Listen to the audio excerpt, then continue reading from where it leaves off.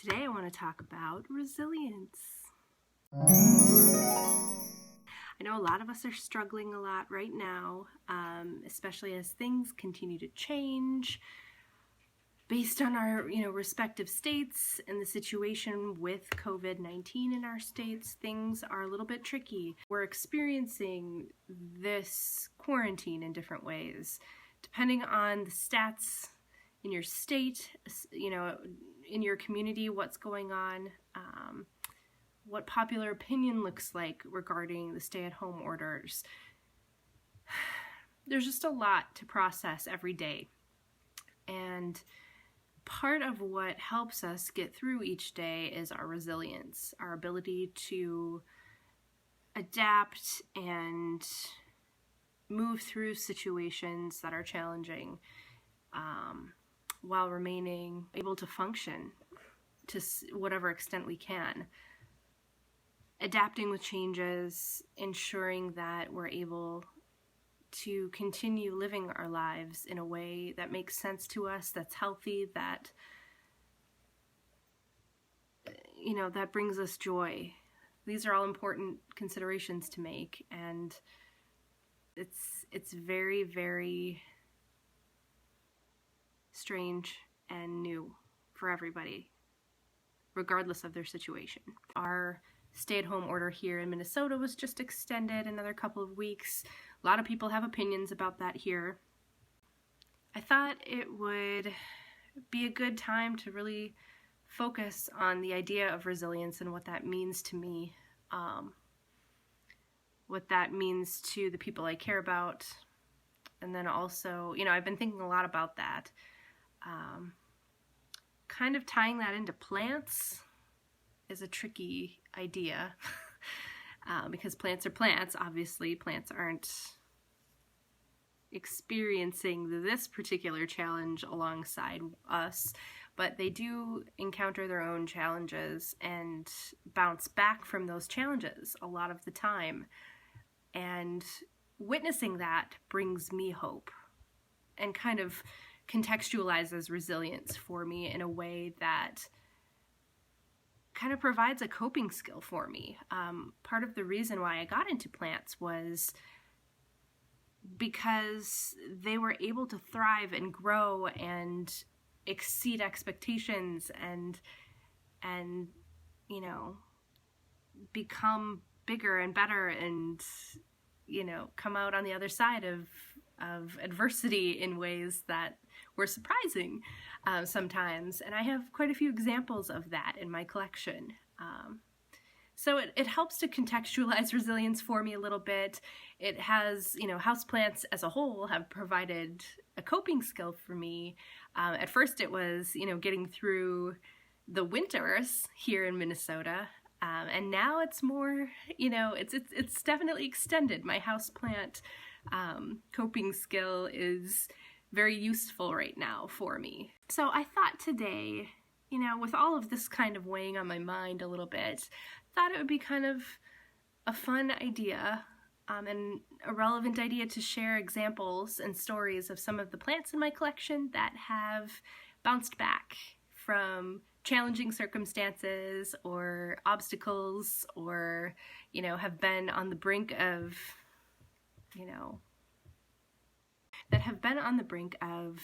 not being around anymore as a plant. So I'd like to feature some of those and just kind of reflect on their success stories too, because I feel like we as a society and as our individual communities will have success stories come out of this. Sometimes it's hard to find, or it's hard to focus on in the immediate moment. Bringing it back to plants, I'd like to share some examples of plants in my home that have experienced challenges and some adversity, but then have also proven their resilience. So let's get started. The first plant I'm going to talk about is a fairly common one. It's not a rare plant by any stretch of the imagination. It is my Heartleaf Philodendron, and the thing with this plant for me is that I have had it since I was 18 years old. You can go ahead and do that math. I've had it for a while, almost 2 decades, okay? But I got this plant when I was headed to college and had it in my dorm room, and it survived college gens, whatever, you know, however much I paid attention to it. Several years later, when I moved to Arizona for grad school, it ended up in the hands of a family member. I will not mention who that family member is to protect their privacy. They didn't really do anything wrong, aside from the fact that at some point it got replanted into a pot without a drainage hole, which can be done.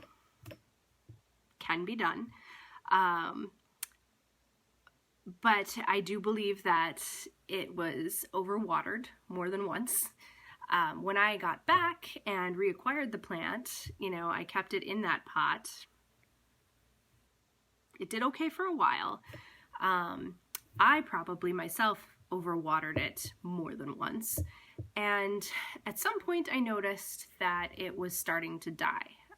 The leaves kind of at the ends of the vines were turning yellow and falling off, and things were, you know, decaying a little bit. Vines were getting mushy. So then I decided, this was all about a year or two ago. I don't precisely remember the timeline there, but I do remember that I checked the roots. It was a big old mess. Weren't really too many roots anymore. So I managed to save one little chunk of the root ball, the original root ball, that wasn't mushy. And I did take a couple of cuttings from the plant itself. So in that manifestation, that was what the plant was at that point. And I wasn't even sure that I was going to be able to salvage those pieces of it. So long story short, it hung on. It bounced back. I think I rooted the cuttings in water, which turned out well. Philodendron, the Heartleaf Philodendron tends to root really well in water. I actually have a couple of cuttings from this plant in water right now. I just took them fairly recently, and they already have roots, so that, you know, that worked out well. So then a couple of changes. Obviously, the new pot that I put those in had a drainage hole. It was terracotta, so that helped with the overwatering situation. And I'd like to show you what the Heartleaf Philodendron looks like today.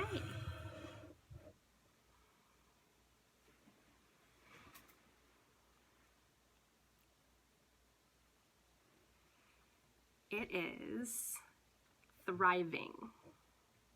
I have this guy in a north window, but I also have it under a supplemental grow light. So it receives good light. It's right by a humidifier for my ferns, which it thoroughly approves of.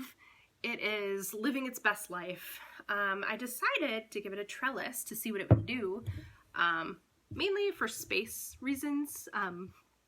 Don't have a lot of table space right now, or hanging space, to be honest, and I didn't want to really let it trail too much. I wanted to keep it kind of compact, and this is what happened. It, you know, started right down here. It was a small plant when I put it into this pot. I don't train this. Figured it out on its own, so that's pretty neat to me. This is one of my favorite plants. It is my oldest plant that I have in my collection, that, you know, that I personally have acquired. I did inherit a plant that is a little bit older, but from start to finish, from me purchasing this plant and owning it that long, I've had it for almost 20 years. So I am proud of this plant, and I appreciate its resilience. Another plant I'd like to feature is this one. You may remember this plant from a few houseplant tours, and I think it's even been mentioned in a couple of videos. This is my Hoya calyx red buttons. I got this from a vendor who I shop with frequently. And the main issue with this one is that I ordered it in kind of the wrong season. I ordered it in winter, and I did pay for extra shipping protection for winter shipping. So it arrived in pretty good condition, except for the vines. It had these long tendrils that were, you know, almost a meter long. Well, that's kind of long. Probably a couple of feet at least. That would have been spectacular had not the biting winter temperatures reached them. So everything was packaged really well, aside from the vines that were outside of that winter packaging. So those were thoroughly frozen. They had to be removed. It was looking pretty stubby and sad for a while, but I have noticed since then these purple leaves are new growth, and they are coming out of the ends of those shorn off vines. So it's finding new growth points. It's healing itself, essentially. It's finding ways to regenerate and give itself new life, which I thoroughly appreciate. I really do love this plant. I'm glad it made it. And in spite of, you know, what my mistakes were with it, it is forgiving, and it seems to be taking off, especially now that it's spring. So I'm excited to see what this one does. Another Hoya I wanted to talk about is my Hoya Jennifer. This plant has a story. Let me see if I can, so these two leaves were what arrived when I ordered this plant and it was delivered to me. Let me take it out of this. Well, I don't even know if that's gonna help. But those two leaves, the base leaves, were what existed on it. There was a little bit of a stem here. Oh, is that a new growth point? Anyway, it was, you know, these two leaves, and when this plant arrived to me, the leaves were bright yellow. They were extremely chlorotic, and usually when you see yellow leaves, that indicates cell death in the leaf. So I was thinking that this whole plant was going to die. I didn't really know at that point how to rehab it, except for what I did was I put it into a cloche, a glass cloche. I may have changed the soil. I may have repotted it just because I think it arrived either too wet or things weren't looking good with the roots. So I got it into new soil just to see if I could salvage it. And then I put it in a glass cloche, and it lived there for months. And it did nothing. Until one day, you know, I didn't give up on it. It just did nothing for a very long time, until I noticed the leaves were starting to lose their yellow coloration, and they were starting to go green again, which I was surprised by. I didn't realize that that was something that could happen. So I left it in the cloche. I continued to do nothing. I just let it be. I had it under a grow light, the one right behind me actually.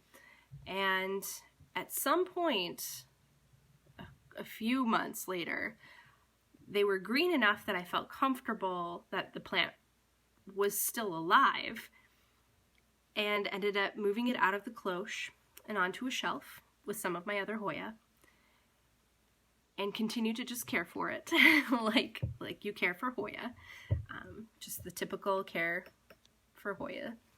And at some point I noticed on the end of this vine, essentially what I see right here, I noticed a little nub on the end of the vine. It's kind of anticlimactic because you can see what ended up happening. So that little nub was there, and I just continued to watch and wait and gave it time, and a leaf emerged and grew and continued to grow. And that is this leaf. And then I noticed something else. I noticed a little protrusion at the end, kind of where the leaf met the vine, and thought it might be a growth point. And it was. And so that is what this little guy is. It hasn't done a lot. This is a very slow grower in my experience. It has been very slow to grow. Haven't really changed much about its care. You know, just watering when the soil's dry, giving it, you know, average household humidity, bright light, bright indirect light. And now I'm noticing from where I have it in my house, it seems to like it, because this is definitely another growth point, because it looks exactly like it looked up here when it was putting out this leaf. So that's really fun. Hoya Jennifer bounced back, and I am thrilled. This is one of my favorite Hoya. Maybe for that reason, but also I just really love the foliage. It's got that cool veination on it. I'm so happy this one made it. I really am. Okay, the last plant I'm going to show you tonight on this resilience theme here is a recent purchase. This is a plant that is featured in one of my recent unboxing videos. Everything's fine. I have no complaints. You know, it was just stuck in the mail a few extra days than it should have been, so I think it kind of suffered a little bit. Okay, backing up a little bit. This is my Australian tree fern. And as you can see, quite a few of the fronds are quite damaged or drying up, decaying a little bit, because it's how it arrived. I ended up having to cut a few fronds off. They told me I could cut off the dying, you know, grow points that were no longer grow points. So it really does have this one functioning frond right now that is helping it get energy. But they told me if you keep it in a humid place and you keep it well watered and the rhizome is okay, the center growth point on ferns like this, then it will rebound and it will grow new growth and get big. So that's what I'm doing. And I've only had it for maybe a week. I'm gonna have to double check the time frame on that. But I'd like to show you a new little frond that's coming out. Turns out ferns can be resilient. We all kind of like to think of ferns as these diva-ish, you know, difficult plants that if you look at them wrong, they will swoon and you will lose them. I've always kind of been scared of ferns for that reason, but I am starting to realize that they are real examples of resilience in nature, in that a lot of ferns come up year after year in their natural environment. You know, I have ferns out in my yard that survive negative 20-degree winters, you know, 3 feet of snow, and every spring they come up. And I really think that's a beautiful metaphor for resilience. And this fern, this tropical fern that is completely out of its natural environment, is still figuring out how to grow. So I appreciate that. And I am excited to see, you know, how I can help this plant and how I can help it thrive. So before I sign off on the video today, guys, I thought I would just show you 3 honorable mentions for my examples of resilience that I featured today in this video. 2 tentative success stories and 1 still in progress, essentially. So first success story is this Peperomia metallica columbiana. This I received in an order with several other plants, and unfortunately it was a larger box, and this plant was packed at the bottom and was the one that fared the worst in that particular order. It was out of the pot. Several of the stalks were broken. It just did not ship well, but ended up potting what was left. And as you can see, this plant has rebounded very nicely. It, you know, is perky. There is new growth on it in places. So it seems to be doing well now that it has had some time to settle down a little bit.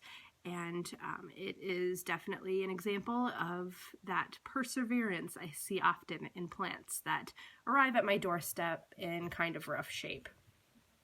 Next one I'm going to show you, similar example to the first. It actually arrived to me in really good condition. This is my Dischidia string of apples. It arrived in good condition. It just, 2 of the 3 stalks kind of started to decline. And what I ended up doing was quickly cutting off the root systems and rerooting them in water, which took a little bit of time, but they did root, and I was able to pot them up. And since then, they have been doing very well. So there's even some new growth. At the tip of this one, I'm going to try and show you. It's kind of hard to see. There it is. So some new growth on that. But this Dischidia is doing quite well now. So these are kind of 2 relatively recent examples that I wanted to also show you. This third one is kind of still in progress. This is my, as you can see, we're still working on the roots. This is my Hoya Dakie. And again, this is a plant that arrived to me. It seemed to be in relatively good condition upon arrival. It just did a slow and steady decline.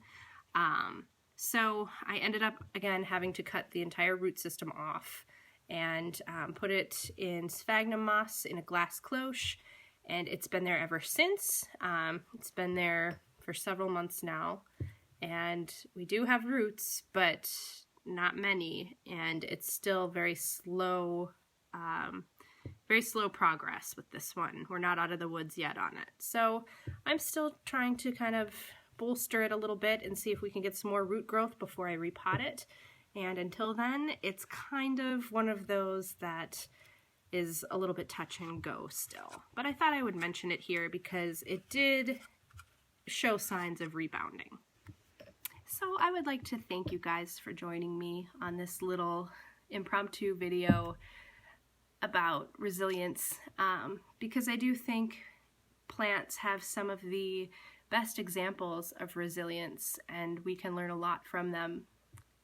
Even though, you know, 2 completely different organisms, 2 completely different parts, you know, of the natural order of things, I think that, you know, we can be inspired by our plants and how they overcome challenges.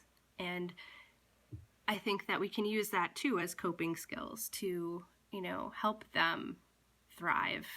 In doing that, we can help ourselves thrive, even under challenging circumstances. So I do see parallels, and I appreciate the time that I'm able to spend with my plants more now.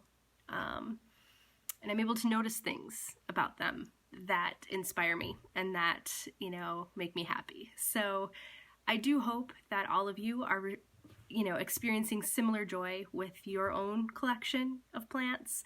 And I do hope that you are all doing well and are finding ways to navigate this very tricky, very strange time. And until next time, be well and enjoy your plants.